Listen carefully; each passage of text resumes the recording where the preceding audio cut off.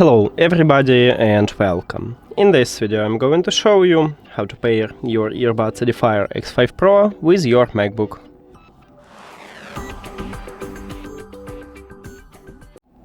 You have to start by click one time at the Bluetooth button at the top, but if you don't have this icon, just go to the control panel and click at the Bluetooth here.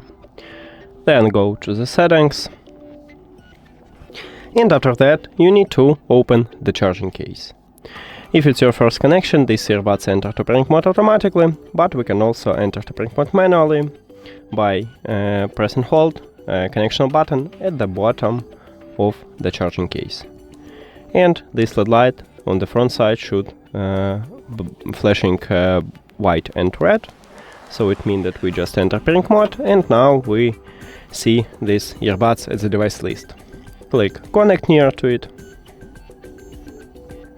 and that's it, we just connected. Thank you for watching this video. If you found it helpful, please consider subscribing to the channel and leave the like on the video. See you later!